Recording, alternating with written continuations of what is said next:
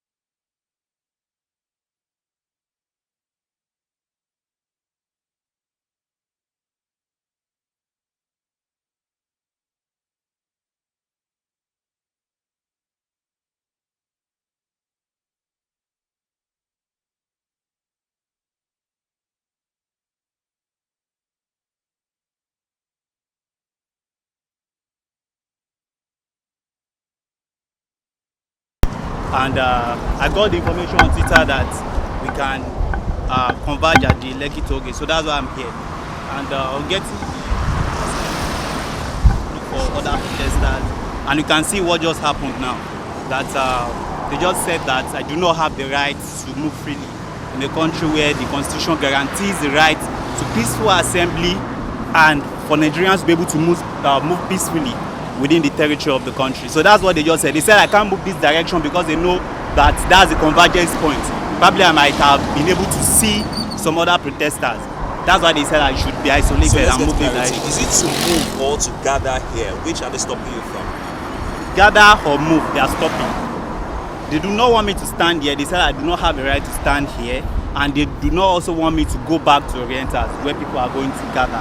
So literally they are saying that they want to isolate me, so I should just move and have no business. So what they are trying to say is that they do not want the peaceful remembrance march to hold. That's what they are just saying. That's in the nutshell, because if other protesters come here too and they tell them that you can't stand here, you can't wait here, you have to just keep moving, it means they are saying a no to it, and it's not a democratic setting. That's what it means. But I'll be around looking for other protesters, and when we come back, we'll move. As you can see, there's an camp.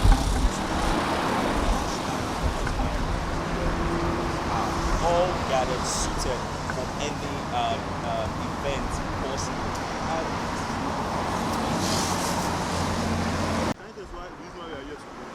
Yes, we are here for the 3 years remembrance of the Endsars, where peaceful protesters that were just raising the national flag were massacred. And that's why we are here. We are here to remember the souls of the fallen heroes. That's why we are here.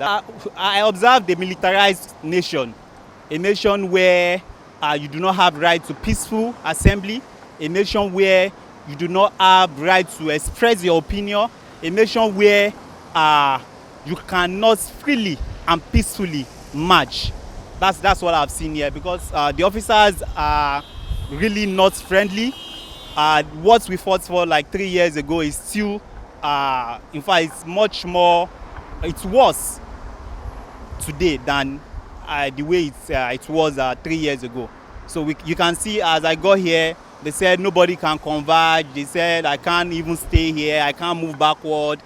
In a country where I have a right to move, they said I can't move backward. I have to keep moving forward.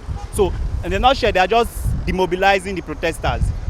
The reason why you have not seen people here is that just like I came here and they are asking me to leave, I'm sure they might have told a number of people to also leave like that. So they are demobilizing the protesters. They do not want it to hold. That's what they are doing. So, the reason that we are now saying, so what is your own opinion, as in what do you think we youth should do to this issue? Personally, there can't be any serious change in this country until the people move on the streets. The crisis of the nation cannot be resolved through the ballots. We've been to the ballots. They said yes, go to the ballots. We've been to the ballots. We've seen the limitation of the ballots.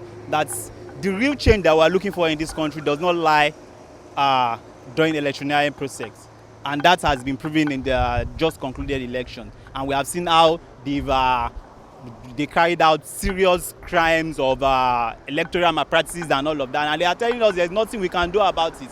So the illusion that people have in electioneering process, let's be peaceful, let's do all of those things, it's not going to work.